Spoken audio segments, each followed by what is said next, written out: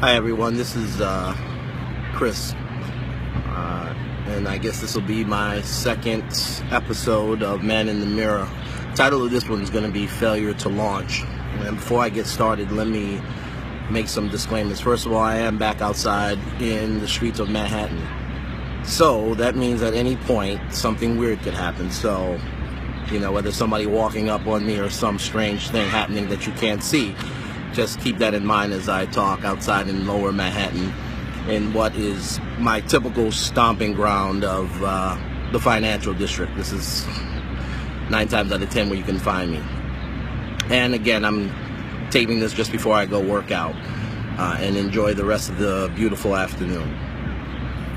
Alright, so again, the title is Failure to Launch, and so let me just kind of put I guess a definition to that, or an idea as to what that means. Failure to launch is, it's anything that prevents us from doing the things that we want to do, the inability to start.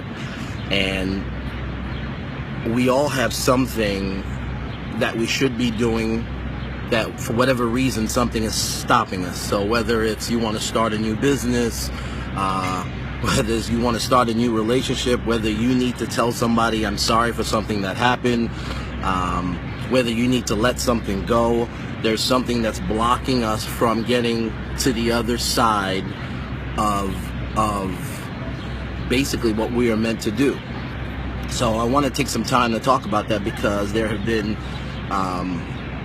many things in my life that I've allowed to stop me from doing certain things. And I think we do it for different reasons, and I think it starts. So let's just talk from a career standpoint. I think it starts early. I think we fall into what I call the parent trap, and the parent trap is our parents have an expectation of us having the right kind of job and making a certain amount of money.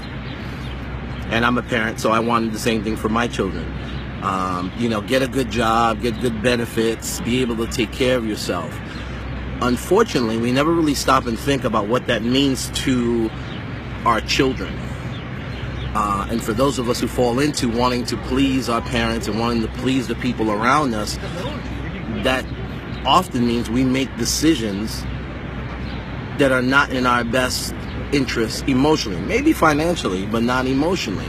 So what happens, and I can say this because I have quite a few friends who are lawyers, so I'll use that as a for instance, who hate being lawyers.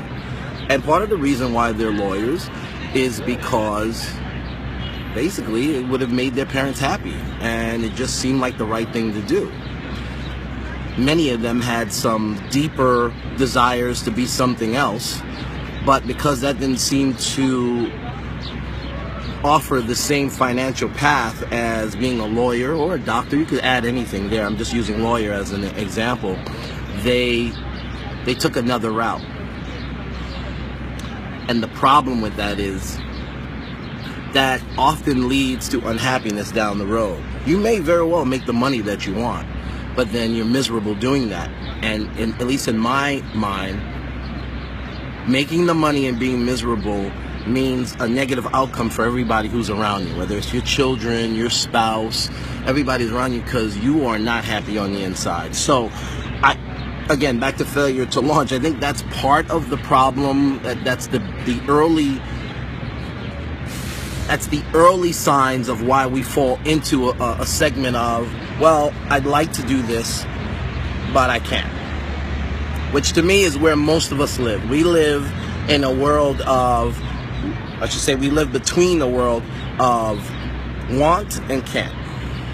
What we want to do is often, in our mind, not something that's comprehensible.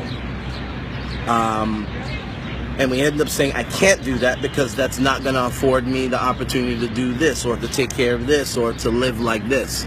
So I'll do this. So really what I'm saying is we live in a world of basic settling for what's in front of us and what we feel is the better thing to do. But to me, anytime you don't listen to the interior, until that inner voice that's telling you to go this way, it may not happen today, but down the road there's going to be regret, right? And you'll see me looking off because I have notes this time. So let me tell you about my situation. So, I went to college, and like a lot of kids, had no idea what I wanted to do, even while I was in college, other than partying and girls. That I had definitely knew I wanted to do. But as far as career, I don't think I had anybody who was kind of giving me the help and the direction for me to introspectively look at what is it that I'm good at, what is it that I could see myself doing, and what should I pursue. So what happens, like it happens with so many of us, we go to school and we just start looking and listening to what makes the most money and what's going to get you the best job after graduation. But here's the thing, how many of us actually do what we graduated with? Not a lot. Other than professionals, most people who have college degrees, I shouldn't say most, but many people who have college degrees graduate with a degree and never ever use the degree that they graduated with. They end up in some government job, or they end up doing some other job. So why is it that we don't teach our children to pursue what their heart's desire is? There's got to be a way that they can make money doing that. But I don't think we do a good job of that. Again, that's the parent trap. We tell them to be lawyers, to be doctors, to do all these other things because that's what makes a lot of money. But then how will we feel as parents if 15 years later they're depressed? God forbid suicide happens because of so much depression. God forbid that divorce happens because they were never truly happy in the life that they had. So we really got to do a better job of positioning the generations after us to not necessarily go out on a whim and just do anything, but to help them explore the options that are out there and how they might be able to make money doing that. Because at the end of the day, isn't that what makes us happy, is to know that they're happy doing whatever it is that they're doing. And again, like the cliche says, if they're happy doing what they're doing, they'll make money. The opportunities will come their way. Now, having lived the other side of that, in that, again, I graduated with an economics degree. Had absolutely no desire to go into economics. Went into banking, got laid off the first 3 jobs out of college, and decided I'm out of banking. This crap sucks. And then one of my close friends who was in the office solutions business, and my then wife, suggested that I go into sales because I have the kind of personality that would be perfect for sales. So I went on the interview. Kicked my butt the first year, and I would say I went into something that I did not have a lot of support from my family because I had no experience. I wasn't making a lot of money because I was just making a commission, no salary. And I tore it up in my first year. I mean, nobody saw me, and I didn't eat anything but maybe chicken patties like I did when I pledged. But I did well. I mean, I almost 3 times made almost 3 times the quota that they gave me, and I didn't really make a lot of money, but that's a whole nother story. But I did well. A lot of times, it's almost like gambling. If you go gambling, you win 1 or 2 hands, that immediately hooks you. If you were to lose, you'd probably just walk away from the table.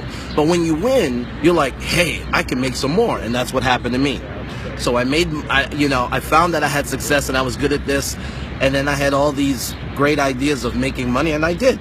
I did very well. I was able to buy a house at a very early age, a very nice size house, and able to take care of my family. We had cars, our kids were in private school, all the great things. But I never wanted to be in sales. And I think sometimes you fool yourself that that's where you want to be because you're being successful at it. So be careful with that. Just because you're making money doesn't mean that's where you want to be. And sometimes it's not until you stop making money that you realize that. Because my thought is, if you're doing something that you love to do, it doesn't make a difference whether you're making money or not. That's what you want to do. I mean, that's what's going to draw you to do it. And I never had a love for it. And then obviously when industries change and companies change and they started doing more with less and they started asking you to do much more without giving you increases, and I mean, then it just became more and more apparent. And then I fell into a slump of hating to get out of bed in the morning. And then that became who I was. And unfortunately, the people around me I won't say they weren't supportive. I just don't think they were able to support me in the way that I was. But let me also say this. Your happiness is no one else's, obligation but yours.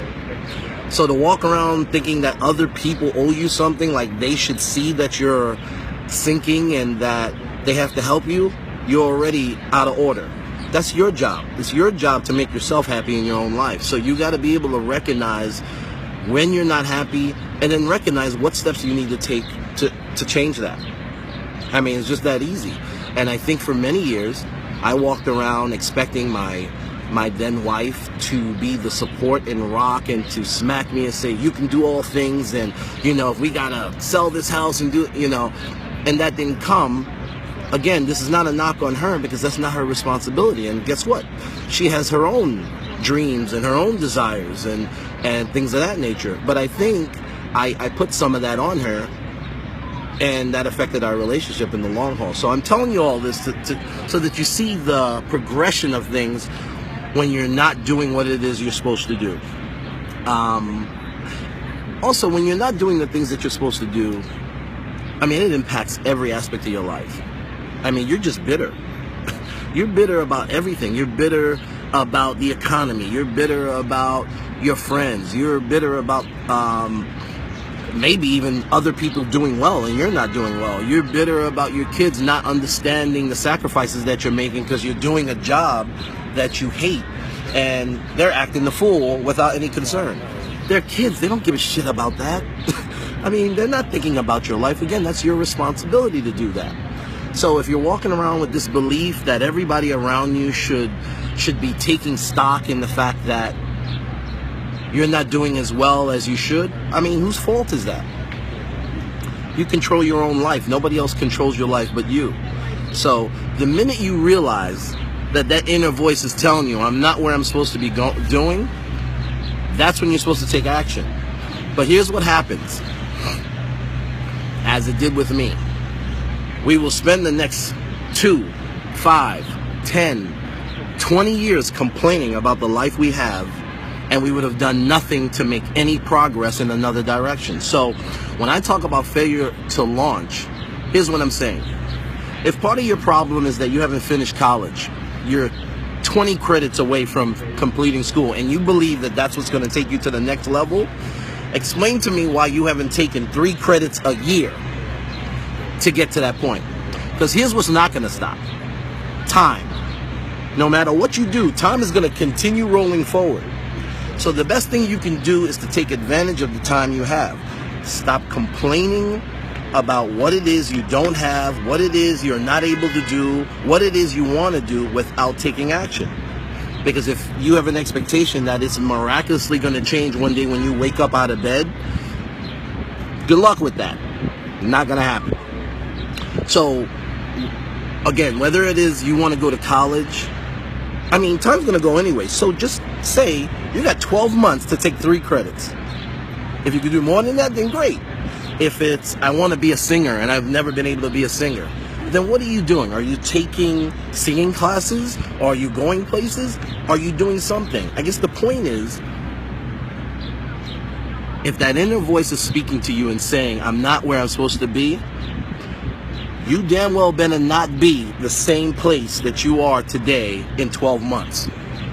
There better be some level of progress that you've made that you can hang your hat on and say, at least I did this. I'm this much closer. Otherwise, stop complaining. Nobody wants to hear it. I mean, somehow it makes you feel better about complaining. Whether you want to lose weight. Okay, so tell me what you're doing to lose weight. Have you cut out sugar? Are you exercising at least 15 minutes a day? Have you taken out something that you know is a trigger food for you every time you're feeling stressed and you start gorging on it? If you're not doing all that, nobody wants to hear that you can't fit in your jeans. And I'm not saying that these things are easy. They're all viable, realistic reasons why we're halted, but I'm saying you have to counter that. Time is short. I have on my phone right now an app that's called iLife.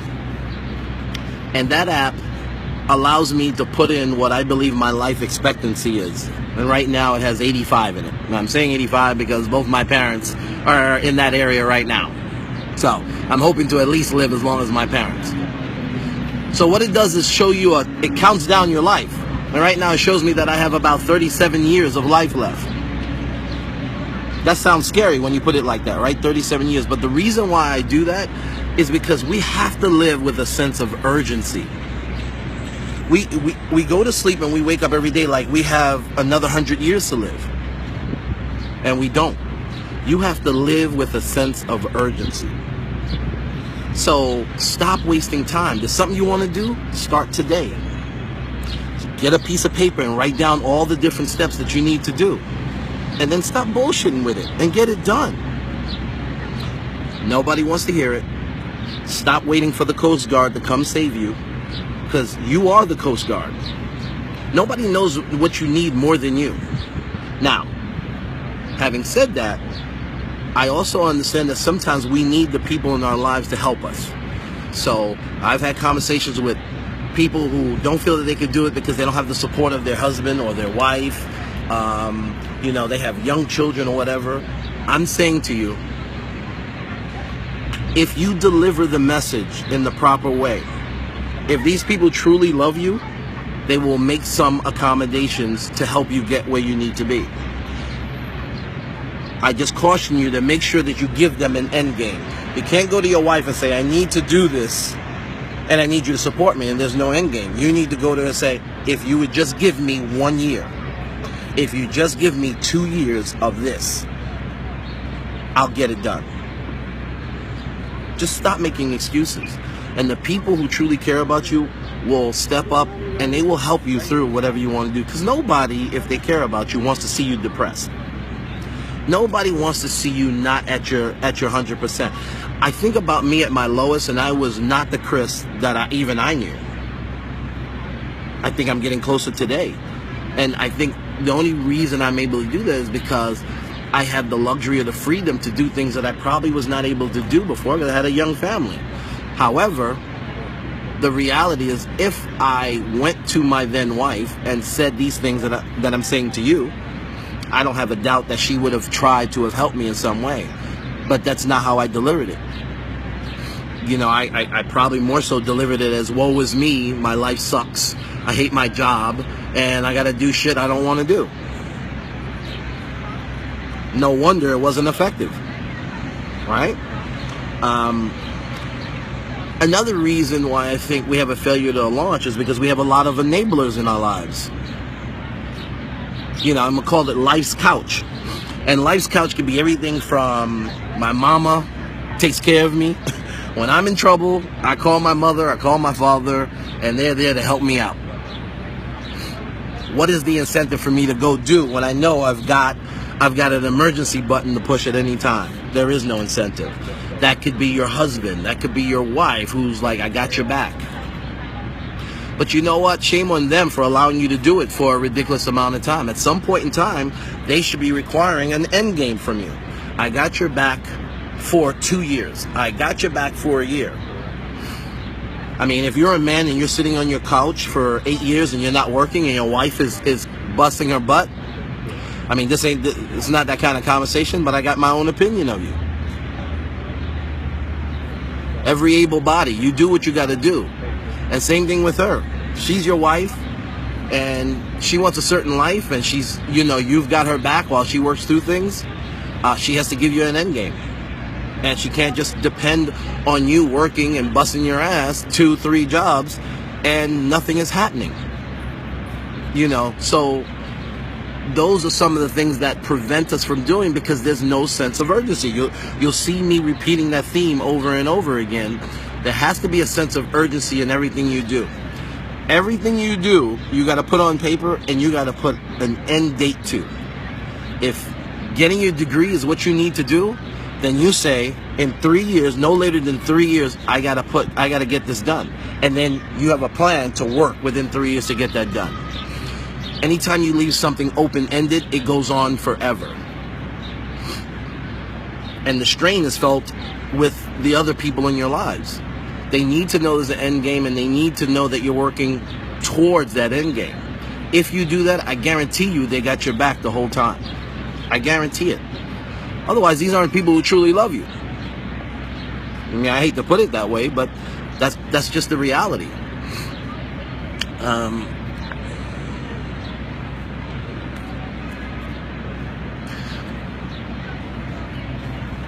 If you're like me, often I didn't know.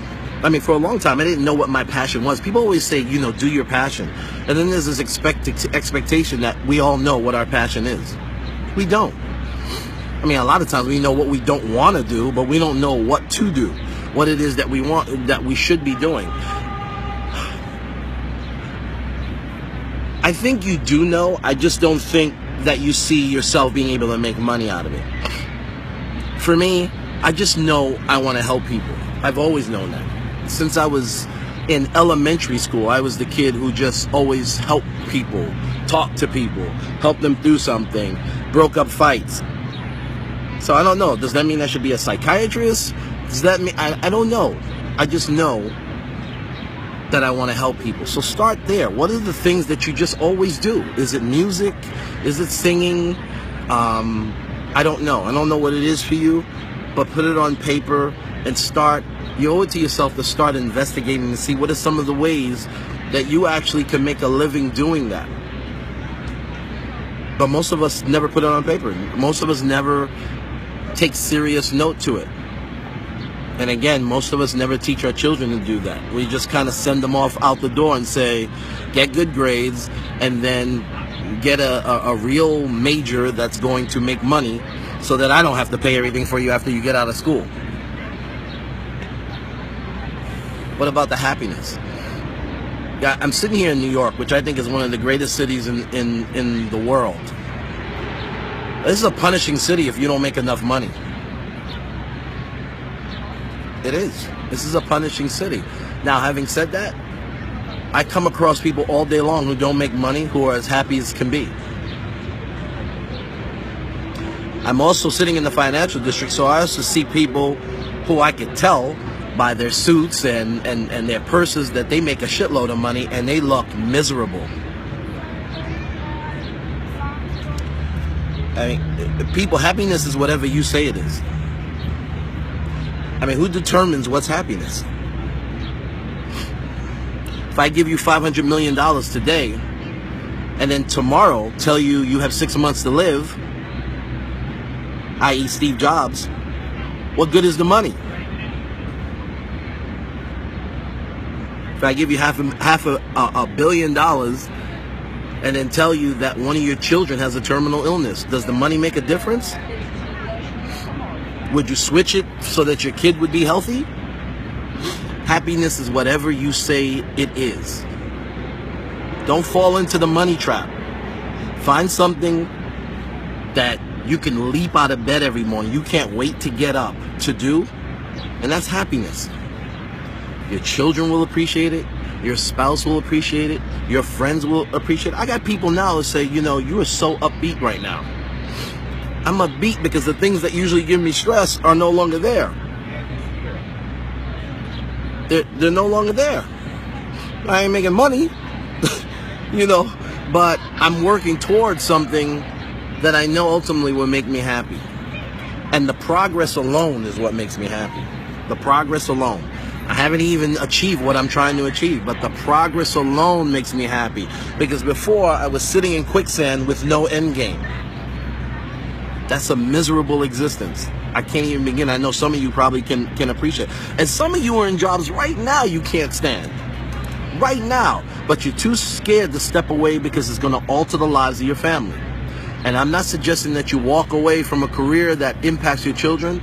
I am suggesting that you portion a portion of your life so that you can dedicate towards moving in the direction of what you want to do. Don't sit here and say you want to be a singer and do absolutely nothing singing that has to do with singing and then continue to live a miserable existence. Don't do that to yourself. Life is too short. And last time I checked, none of us know how much time we have here. None of us. We don't know. Every time I cross the street, I hope I don't get hit by one of these damn taxis. Come close a couple of times, but that's a reality, right? The best thing you can do is live the life that pleases you. And if the good Lord decides he's going to take you, that's what people are going to say. It's sad that Chris left, but he was happy. He was doing everything that made him happy. Because nobody gives a shit about the things that you amass, the cars, the houses. Nobody talks about that stuff. People talk about how you made them feel. People talk about what you did in their lives. That's what people remember. I've never been to a funeral where people say, oh, well, this person had 4 cars, 2 houses. No, they said this person was always there for me, always had a smile, always had a conversation of positivity. That's what people say. So be careful what you put your energy into. Anyway, I think that's about my time. I mean, last thing I'd just leave you with is this.